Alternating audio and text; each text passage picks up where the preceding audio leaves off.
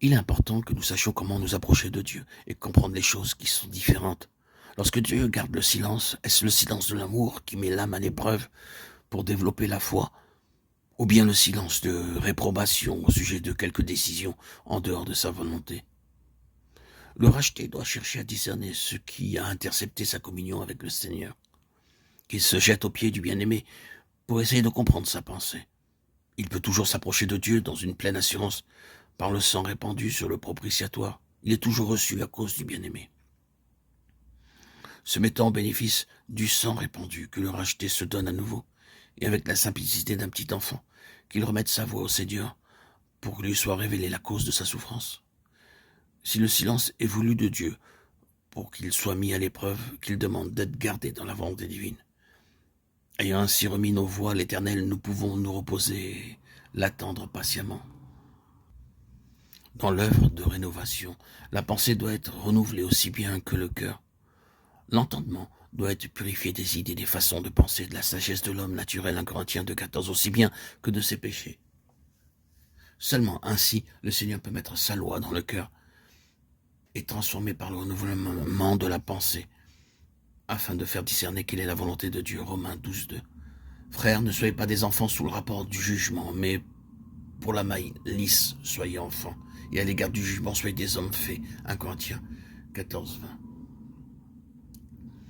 Dans la nouvelle création, la période de l'enfance doit être dépassée, la croissance doit atteindre la stature parfaite en Christ. Éphésiens 4,13. La sagesse parmi les parfaits. 1 Corinthiens 2,6. Le mot parfait qu'emploie l'apôtre s'applique ici au complet développement de l'individu. Parfait est le contraire de bébé. L'apôtre travaille afin de présenter à Dieu tout homme devenu parfait en Christ. Colossiens 1,28. La caractéristique de ceux qui ont atteint la maturité, c'est une pleine intelligence pour connaître le mystère de Dieu. Colossiens 2,2. Ils peuvent connaître la pensée de Dieu aussi bien que son cœur et entrer dans l'accomplissement de ses desseins, comme le peuvent des hommes parfaits, de sorte qu'ils prient non seulement par l'esprit, mais aussi avec l'intelligence. 1 Corinthiens 14,15.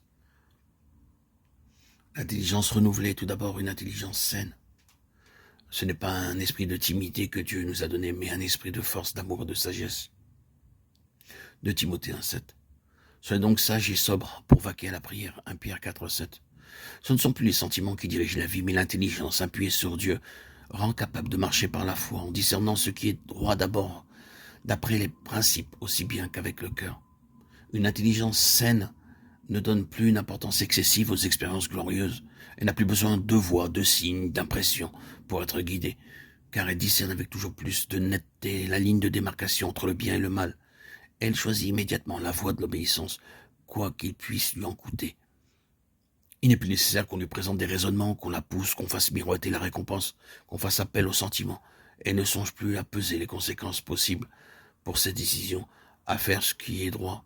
Elle est gouvernée par un principe intérieur qui vient de celui dont le sceptre est un sceptre d'équité.